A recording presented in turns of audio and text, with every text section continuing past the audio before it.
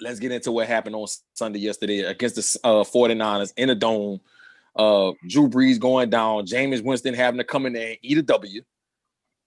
But we found a way to win. Fred, give me y'all take on yesterday's game, man, and how we found a way to win and keep that win streak going and stay tied for first place in the NFC with the Green Bay Packers. You go, Coach.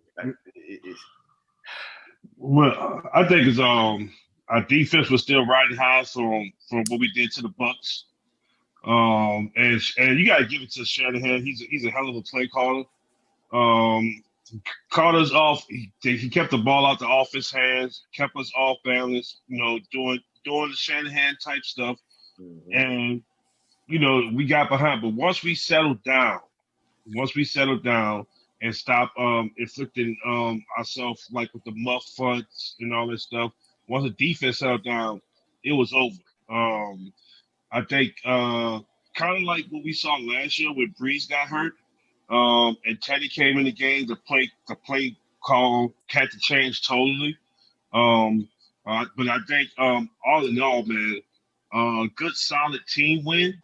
I love to see Charlie Gardner-Johnson, man. You start to see that three safety rotation starting to pay dividends. Except Williams won't stay his ass deep. I don't understand why this kid won't stay deep for the life of me. But Malcolm Jenkins had a hell of a game. Like I said, Johnson had a hell of a game. And also, man, the defensive line as a whole, like, no matter who was in there, who was playing, like, the rotation was phenomenal. You couldn't even tell Sheldon Rankins was playing. That's the beauty, I think, of our defense. So kudos to Dennis Allen. I give this win to Dennis Allen. And sad to say that I don't think that he'll be at DC next year. I probably agree with you on that part. He's been calling, especially these past 2 games, been phenomenal. Charlie Gardner-Johnson, man, 8 tackles. Chauncey Gardner-Johnson. Yeah, Chauncey Gardner-Johnson coming in on the sack. He had 2 tackles for losses. I mean, just the plays that Dennis Allen was sending him on. You got to give this kid a game ball. The way he was playing on defense and the defense side of the ball. Then you had 2 muff punts that the Saints got. Callaway gets 2 muff punts in that game, which also turns that game over. We won the turnover battle in this game.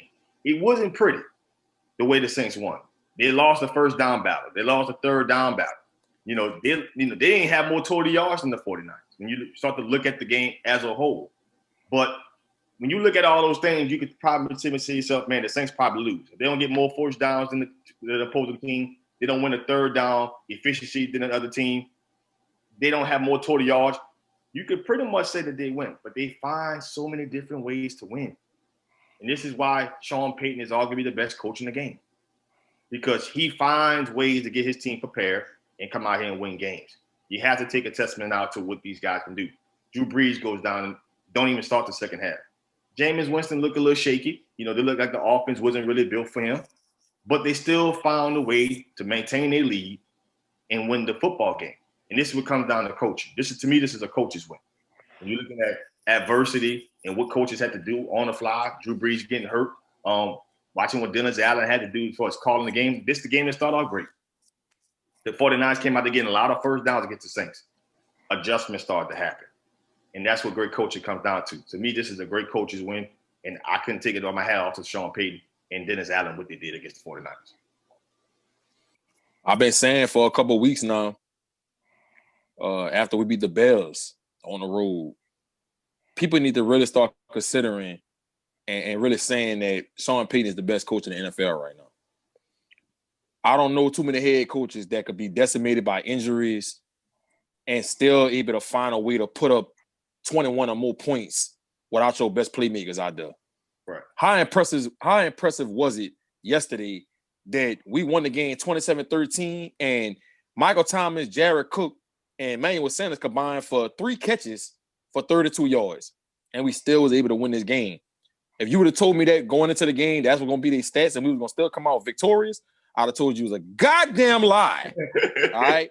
Kamara couldn't get it going on the ground. He averaged 1.8 yards a carry. Now, Murray, He ran the ball really effective. I think he finished the game with like 61 yards, and he averaged 5.7 yards a carry. We know Kamara going to do his thing in the receiving part of the game and be a mismatch on linebackers, and he did that. And he had 3 total touchdowns in the game. But realistically speaking, our offense wasn't on point. And I know a lot of that had to do when Drew went down. And I want to say this too. The NFL got to stop it, okay? That wasn't even a roughing a passer, all right? That was a clean sack, drive you into the ground. I don't know what these referees looking at. They want this man to grab him and gently put him to the ground. It's a 300-pound, 290-pound defensive lineman coming full speed, and you want him to take it lightly on the quarterback. That was a terrible call. I'm just keeping it a band. But I knew when Drew went down on that play, I knew he was hurt. I knew it was going.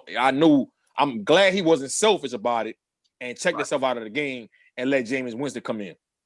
Sean Payton did a good job. I felt like using Taysom Hill a lot, even though I know a lot of people don't like him using Taysom Hill as much as he does. But I have no problem with it, especially in that situation when Drew go down, because you have to do something to get that offense moving, get something where they're comfortable with doing. When you bring a quarterback in, a second string quarterback in like Jameis Winston, you already know the week before he didn't get any reps. Correct. He wasn't dialed in. I don't want to say he wasn't dialed in. I feel like he prepared himself, but he's not expecting to come into this game playing. And fans got to understand that kind of stuff in the game of football. It's not basketball where, you could sit on the bench for a whole 3-4 games, and then 5th game you come in, you ready to play, you go start balling. Football is different, especially at the quarterback position. For him to come in and be in a rhythm and be able to know where everybody at in these spots, you could see clearly him and Michael Thomas didn't have the chemistry. It was all based on a couple targets where Michael Thomas was wide open. But I think this week, Sean Payton, he gonna get all the reps. Him and Sean Payton gonna be in meetings together, figuring different things out. I'm pretty sure Jameis Winston's gonna stay at the practice and get some timing issues down with him and his receivers, and you will see a better quarterback on Sunday against the Falcons. Demario Davis has to be considered a top 3 linebacker in the league. The way he flies all over the field, cover running backs out the backfield, cover the tight end, plays good in the run game, getting everybody lined up correctly pre-snap, being a leader. This guy has to be a top 3 linebacker in the league. He is the real deal. Adding Quan Alexander, even though he didn't play a whole lot of snaps, but when he did play, he was effective. Preferably on the goal line, I think it was like 3rd and 2, and he read the guard, shot through the 8 gap, and got a tackle for loss. Quan Alexander is going to be phenomenal for us to pair him with Demario Davis going forward. Chauncey Gardner-Johnson, this guy about to be a perennial Pro Bowler. You can book it. He is playing in a slot. He's playing safety. He's blitzing off the edge. He's a sure tackler. It ain't really too many things Chauncey Gardner-Johnson can't do. He is solidifying it. So it's one of the Swiss Army knives on the defensive end in the NFL. And he brings that mentality and that grit. You know what I'm saying? Just that grimy defensive player you want on your team, because it is infectious and it builds everybody up on the team. And I think that's what you're seeing on Sunday, and I think that's what you're gonna continue to see going forward. Fred, you talked about it last week how we was bad on 3rd down. Now, here's the question we got. Obviously, we all know now that the reports are out. Drew Brees, has fractured ribs, punctured lung. We don't know if he's gonna be out for 3 weeks, 4 weeks. That's to be determined. Do you think that Jameis Winston? Obviously, you got the Falcons coming up, then you got the Denver Broncos, then you got the Falcons again, then you got the Eagles. Picking a 4-game stretch. Do you think Jameis Winston is the guy to help lead this team to win maybe 3 out of 4 of these games? Or do we see a debacle come Sunday in the Superdome? I think we're fine. This injury couldn't have came at a better part of the schedule. Even though I know the Falcons is a rival team and they're gonna give us their best shot. I like the fact that Jameis Winston is going against the Falcons, the Broncos, the Falcons again, and then the Eagles. Those teams, I think he can have real success against. The Falcons defense has not been good at all this year. I want to say they're the bottom half of the league in defense and passing yards given up. So I think Jameis Winston will have some success against them in these 2 games that we're going to play them. The Broncos, we know that's a team that's rebuilding right now. That's gonna be another game for him to build his confidence up.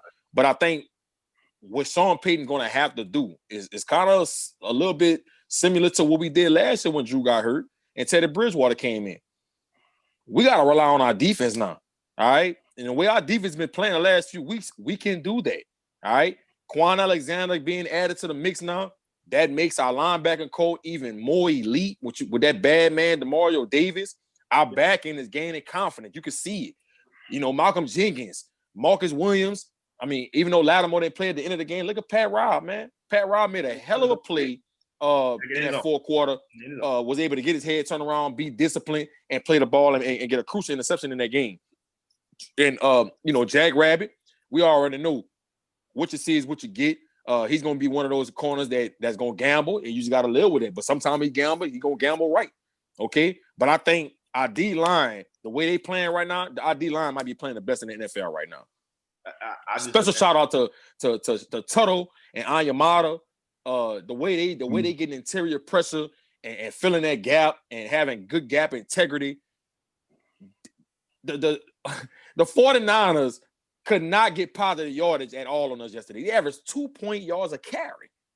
2.0 yards a carry yesterday. And a lot of that was because of Tuttle, Malcolm Roach, another person that rotates in for us. Yeah. We just playing really, really good in the middle. And I think that is opening it up for people like Demario Davis to be able to roam free and Quan Alexander. I think our defense ain't even hit their prime yet. As good as they played against Tampa Bay and as good as we played on Sunday against the 49ers, I still don't think we've hit our peak. But that's what Sean Payton will have to do going forward. We got to rely on our defense, run the ball more. We got to run the ball more. We can't just put this ball in Jameis Winston's hand. Let's not forget he led the NFL in interceptions last year. All right, he still got that in him. All right, I know Sean Payton does a great job, molding quarterbacks, but we got to understand we can't just throw Jameis Winston out there and expect him to throw the ball 35 to 40 times a game and win us a ball game. Let's run the ball. Let's rely on our defense and take our shots when we got it with Jameis Winston. The NBA draft is coming up.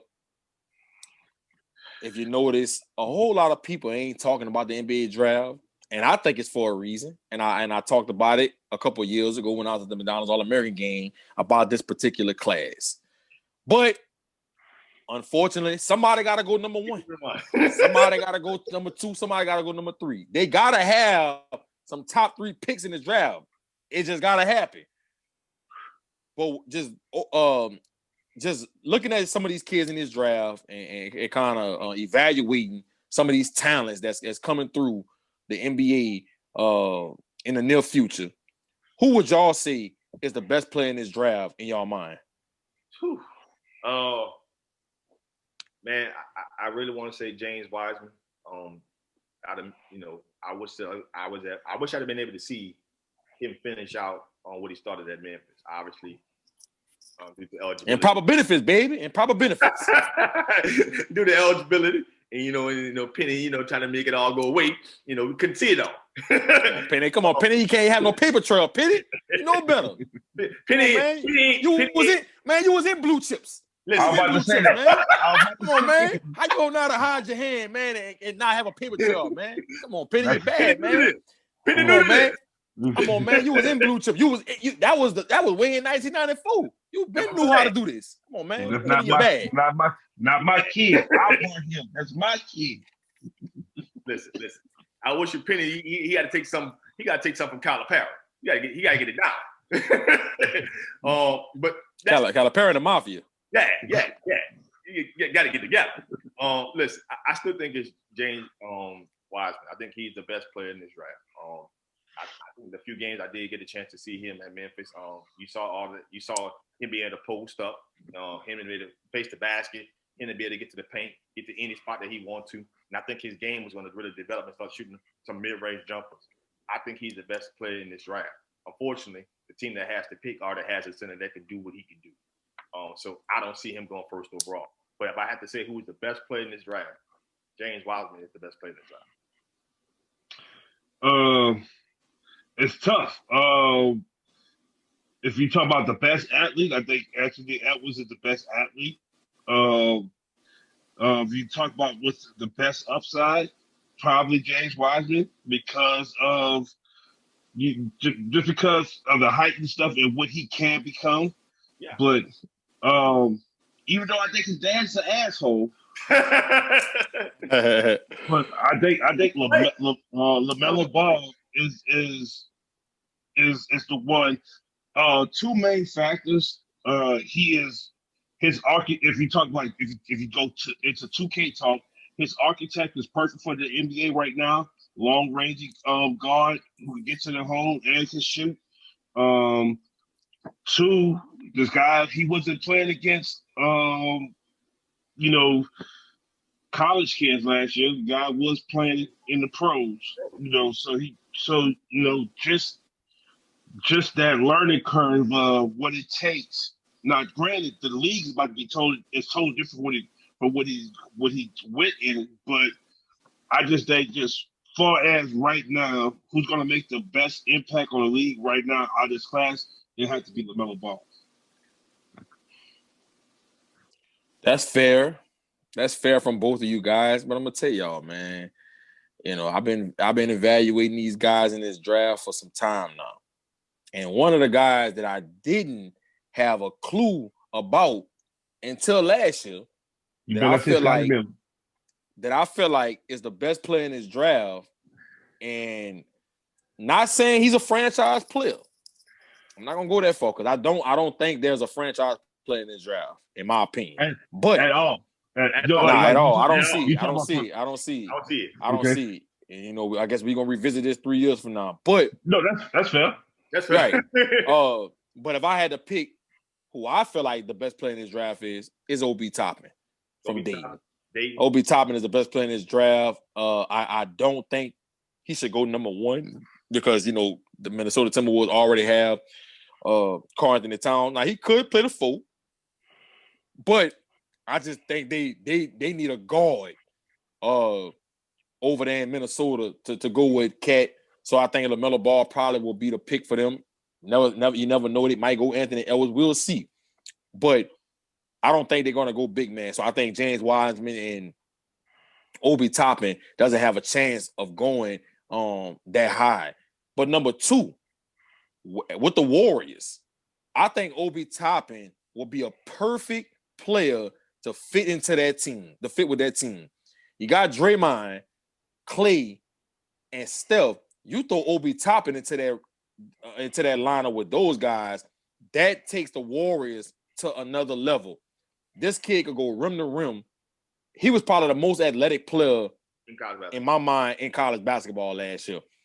Nobody talked about Dayton basketball. Obi Toppin led this team to a 29-2 record, and he's a space. He's a floor spacer. People get caught up with his dunks and how athletic he is and how he blocks shots and how he run the floor. But I promise you, this kid is a floor spacer. He shot 41% from 3 last year. Then I like the fact that he's playing with a chip on his shoulder. He came out of high school as a 0-star recruit. Didn't have really too many scholarship offers. People didn't think he was going to do what he's doing right now in college basketball. This kid was elite. He was the player of the year last year. And I think he was going to have that Dayton team damn near getting to the Final Four. I had picked them to at least get to the Elite 8, but I wouldn't have been surprised if they got to the Final Four. Obi Toppin is the best player in this draft. Yes, Anthony Edwards is talented. Yes, James Wiseman is talented and has a lot of upside. Yes, LaMelo Ball is very, very intriguing when you talk about a 6'7" point guard that can shoot it from the parking lot, that can dime it and stuff like that. But I don't see none of those guys being able to impact the game like Obi Toppin. Obi Toppin is going to impact the game on so many different levels: rebounding, blocking shots, setting screens, playing hard. But the knock on Obi Toppin is he's 22 years old. So you know how the NBA feels about guys coming into the league that old. Over the last decade, there's only one guy that was really good in the NBA that got drafted at 22 years old, and that's Dame Lillard. Dame Dollar, baby. That's it. Everybody else that they picked that was that old, especially in the lottery, they don't pan out in the NBA. And so that's the knock on Obi Toppin right now, that he's 22 years old and people think he has a lot of wear and tear on his body and he doesn't have that much room to grow. But I beg to differ on that. I think Obi Toppin has a chance to be an all-star caliber player in the NBA, especially going to the Warriors with Clay Steph and Draymond, he gonna be able to just be that third or fourth option on that team and get it how he live. I can see him coming in as a rookie, averaging 14, 8, and 3, and having an opportunity to be a rookie of the year candidate in the NBA next year. Watch out for Obi Toppin. I think this kid is the best player in the draft, and the Warriors need to really consider not trading that number 2 pick and picking him to go along with those with the Splash Brothers and have an opportunity, like I said, to take down the Lakers to represent the Western Conference in the finals. Here's the trigger, G. Here's the trigger I have. I think Anthony Edwards is going to be the pick. I think he's going to go first. I think he. But what do you play him at? Are you going to force him to play the 2? He's too small to play the 3. He's going to play the 2, and obviously you got D'Angelo Russell who's going to play the 1, and I think Jared Culver is going to be somebody who's going to have in their rotation who they took last year. But I think the guy that fits their system so far, the way the team is assembled, I think they take Anthony Edwards. Now, the problem with that is now the Golden State Warriors are on the clock. And LaMelo Ball I don't think he's going to be a superstar league. I don't think he's a franchise player. But I think on the right team, he's box office. He could help some teams sell some tickets. That's about all he'll do. That's all he'll do. So teams like New York, who needs somebody to help them sell tickets, I think they're going to be called immediately, trying to make some type of deal, trying to get somebody on a team, trying to trade, Julius Randle, maybe Kevin Knox, players like that, trying to get up to the number 2 spot, maybe trade their 8th pick to try to move up, to try to get to the situation with Golden State. That's where, to me, if LaMelo Ball goes first to Minnesota, I think they stuck with him, and I don't think that's the best situation for him. But if Anthony Edwards goes ever, which I believe he will, then LaMelo Ball, I see Golden State trading that pick, and that's what things start to get interested in this draft. Look, to me, I just want to go back to the G pick. To me, it's y'all might say I'm crazy, but the reason why I wouldn't say Obi Toppin is simply because he reminds me of Miles Turner. Oh no, man! He way more athletic than Miles Turner. Way more athletic. Look, you wouldn't look let at me. You wouldn't let way me more. He's way more athletic than Miles Turner. Man, look at him, bro. I was about to get to that point before you Jesus juice jump up in it. But to me, but also Miles, when Miles Turner hit the league, he wanted to run. That's what he did in college stuff. But he got put in a bad situation.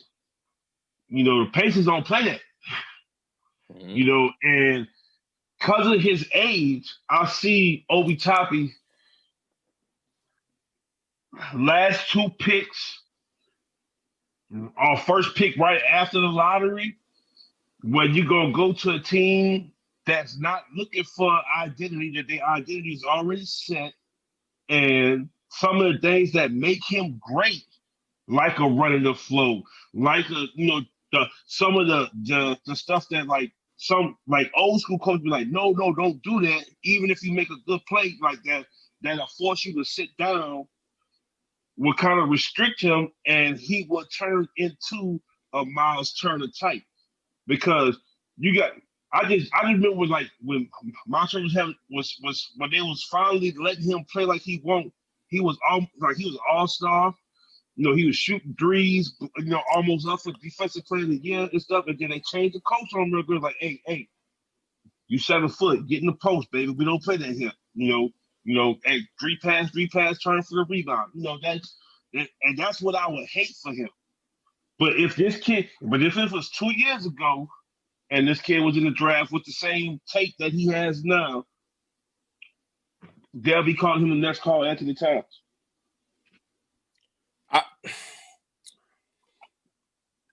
To be honest with you, and that's kind of echoing what I said beginning of this segment, that this is one of the worst drafts in the last 6-7 years.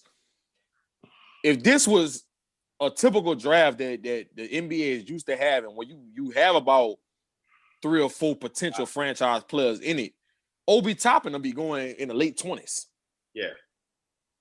Anthony Edwards will be going in the mid, like right after the lottery. Yeah. LaMelo Ball will be going right after the lottery. None of these kids will be going lottery, right? In my opinion.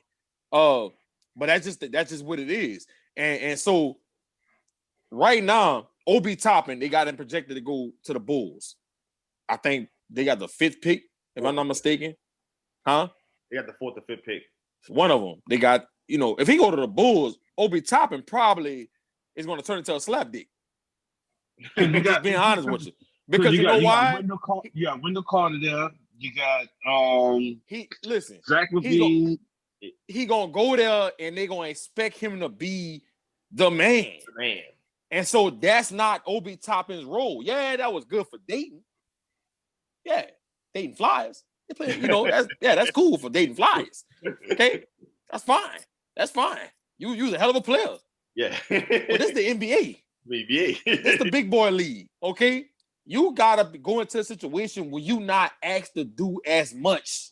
Okay, that's why I think the Warriors, if he goes to the Warriors, he is probably a candidate to be Rookie of the Year.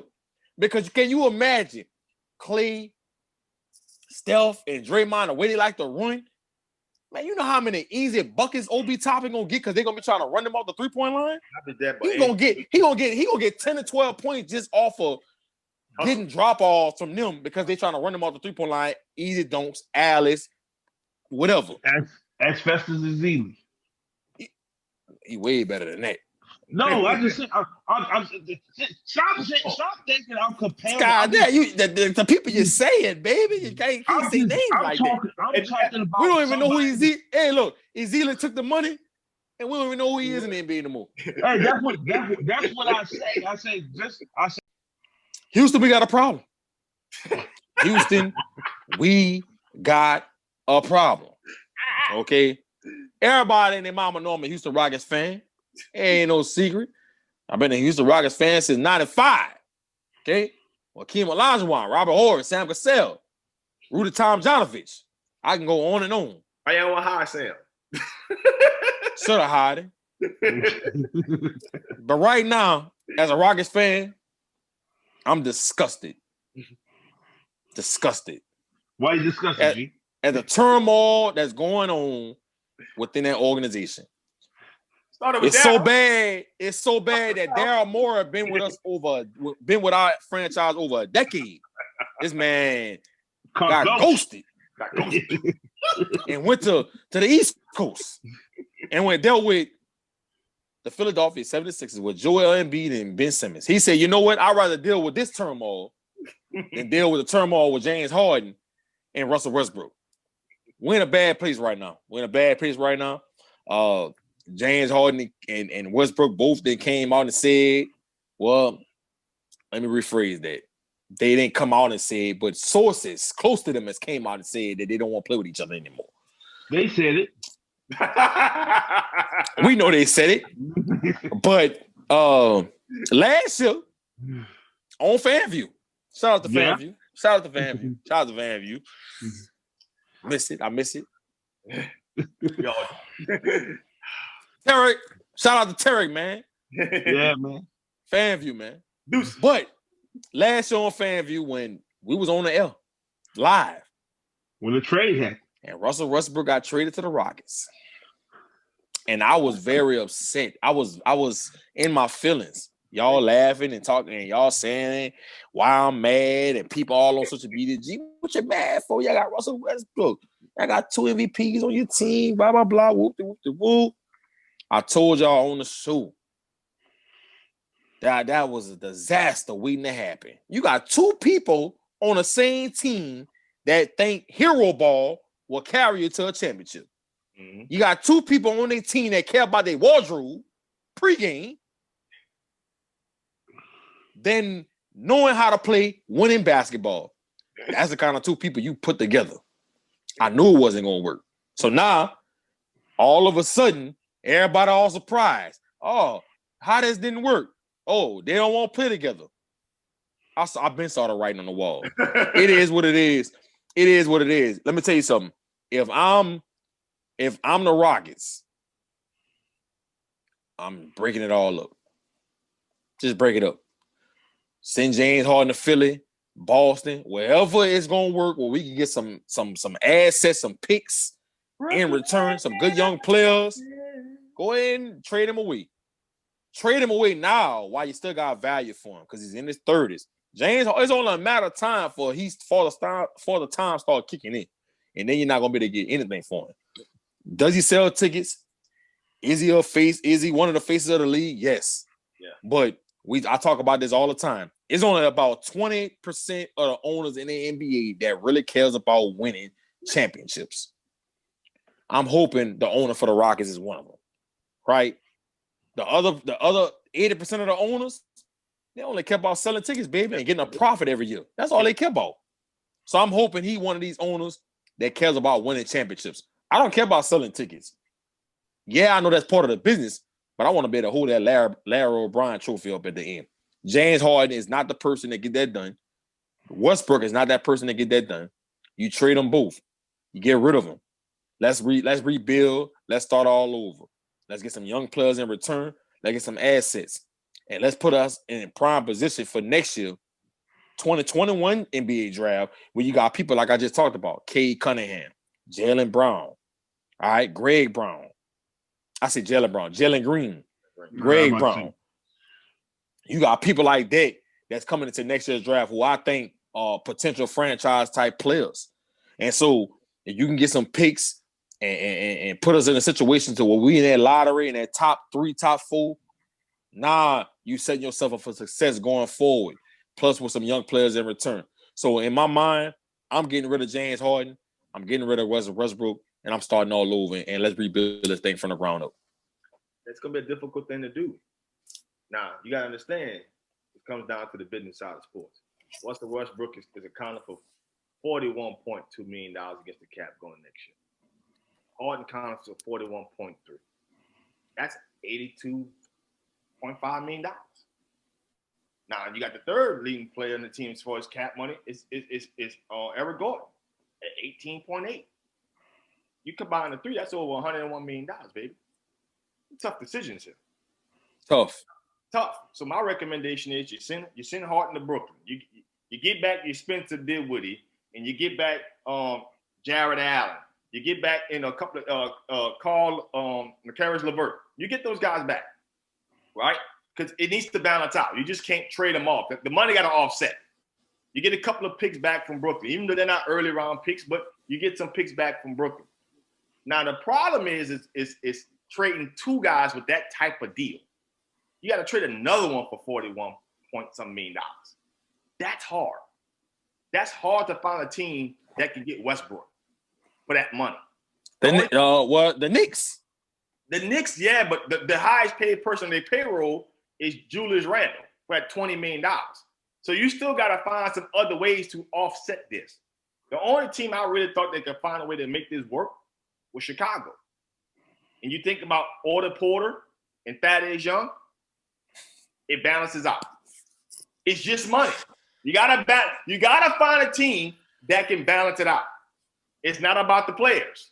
Because both of those 2 guys are on expiring contracts, which means the money's off the books. You're blowing it up. So you don't think we could send Westbrook to New York for Mitchell Robinson and Kevin Knox?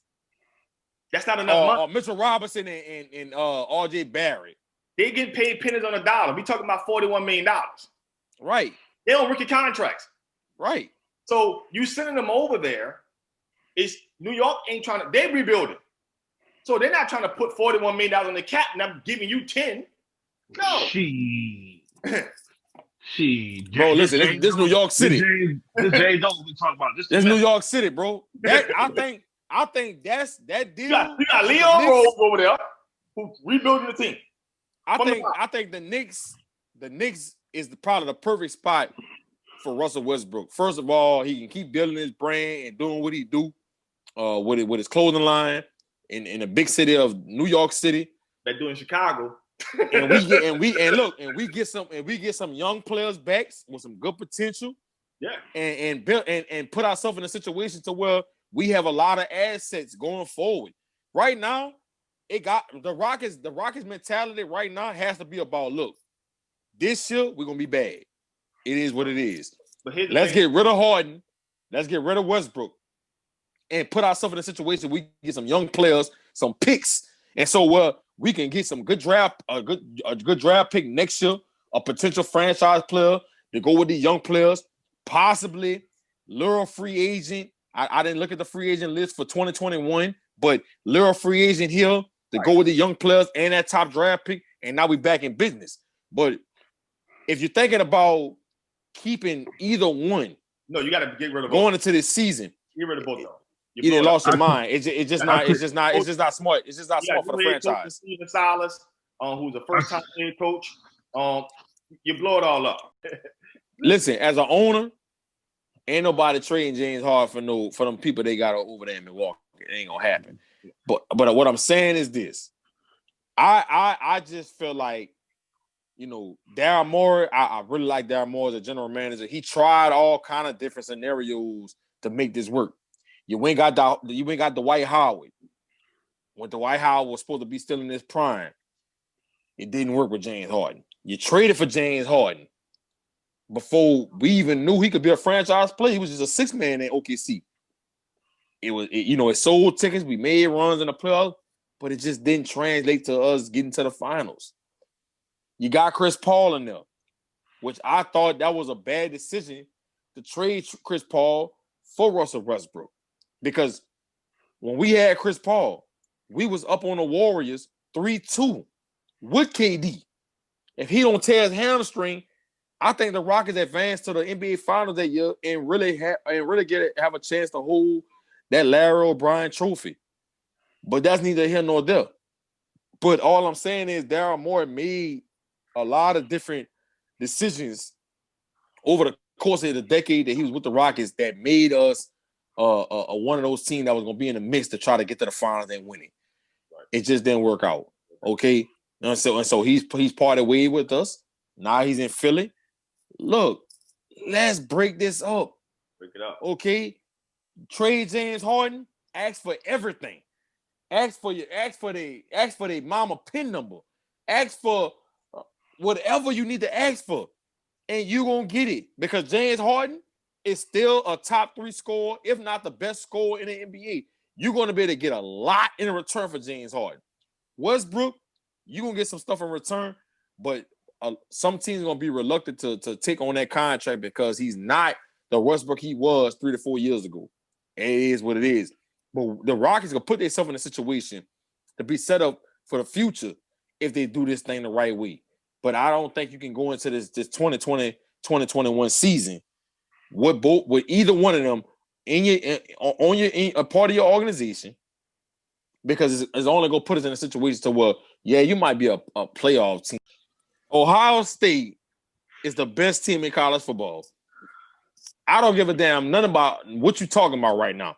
When you look at Ohio State, the way Justin Fields is leading that team, the way that defense is playing, dumb people is to be reckoned with. And I promise you. See, when Ohio State good, somebody in the Big Ten good, or when Clemson good, that's the first thing people want to see. Who are they playing? Man, sometimes you gotta trust, like I always tell you, your eyes. Okay. I'm saying how I'm supposed to trust my eyes if they playing the lighthouse of the blind and you played the hand you dealt. And when I look at Ohio State, they are a complete team, top to bottom. Offense, defense, special teams, coaching. Them people are all really, really good. And if I had to pick who's the best college football team, it'll be Ohio State. And you already know when you're looking at somebody like Justin Fields, who is probably going to be a top 3 pick in the draft, the way he's leading that team, that gives you more confidence in looking at Ohio State and saying to yourself that they could be holding that trophy up at the end. I don't see it. I look at Ohio State like that team that everybody wants to go to in high school, and your district is sorry. Your district is sorry, and you tear that district up. But then when you get up there and you play the Acadians, teams that ain't scared of you, who when they come off the bus they look just like you, and the finals go be 35-7. You're like, what happened? We got the best quarterback. Man, Ohio State will beat Florida. How about that? No. How about that? No. Now, here's my question. Who got the better coaching? Ohio State. Who got the better quarterback? Let Who me ask got you the better quarterback? Ohio State. Will Florida be? Are we going by numbers? Are we going by numbers? Man, we going by just looking at the game, watching the game. Kyle Trash. You hold up. Well, just because he don't run. Hold up. That boy is slinging that thing. Kyle Trask is better than Justin Fields? Yeah. So you're telling me if you're a general manager of an NFL team and you got the number 1 pick or the number 2 pick in the draft and Justin Fields is on the board and you need a quarterback, you're taking Kyle Trask from Florida. Yeah. Okay. Either you own something or you're coming off it. It's one or the other because ain't no way in the world. Listen, Kyle Trask, I think he's a really good college quarterback. I even think he can get drafted. Is he a first round? Is he a first round quarterback? I don't think so. I think he's more around a second or third round type of deal.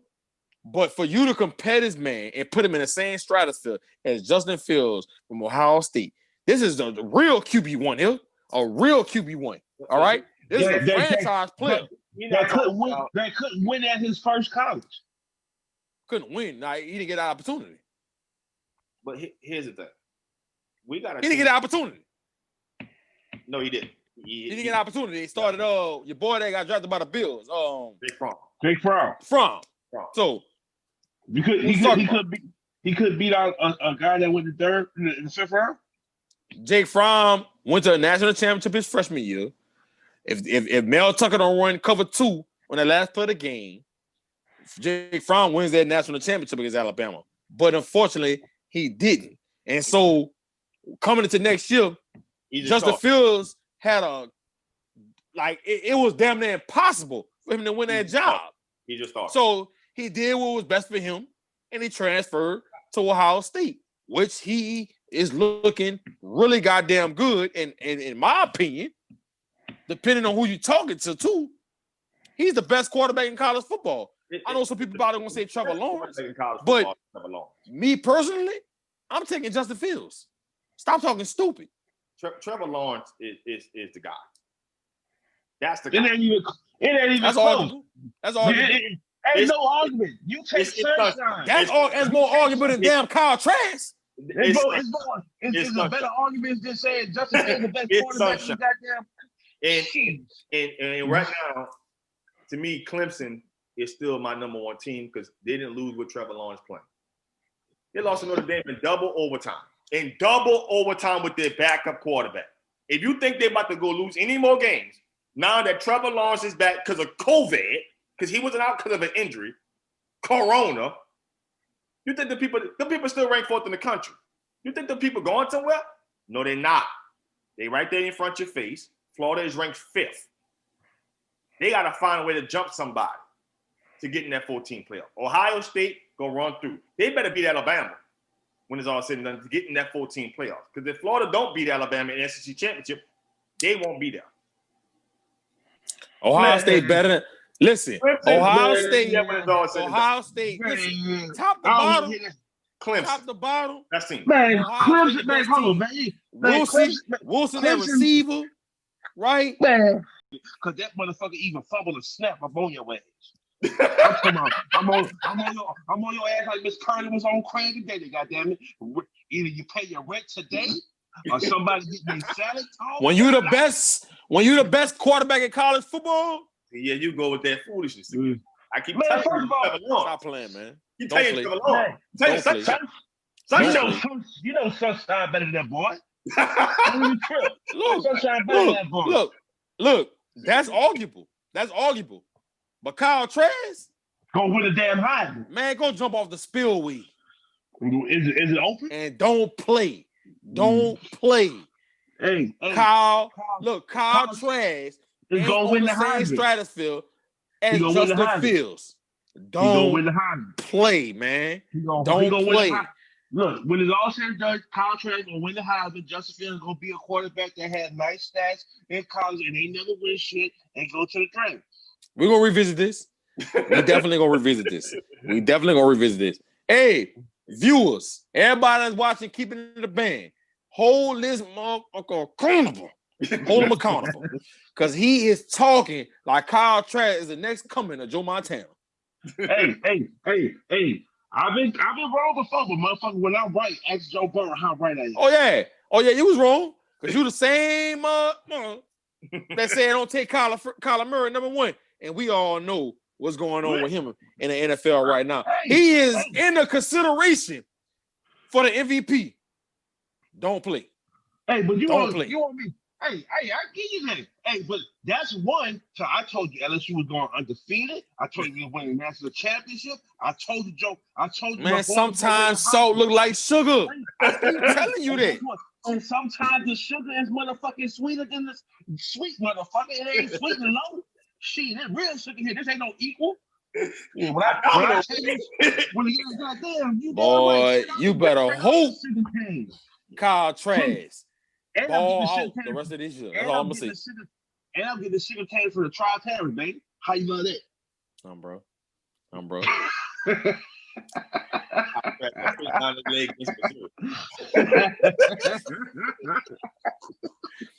Another show of Keeping It a Band. Appreciate y'all for tuning in, man. That boy Fred, Hurricane Hen. Make sure y'all tune in for next week's episode, man. Comment, like, share. Let everybody know what we doing right now, man. Ball game. Ball game, baby. Kyle Trask.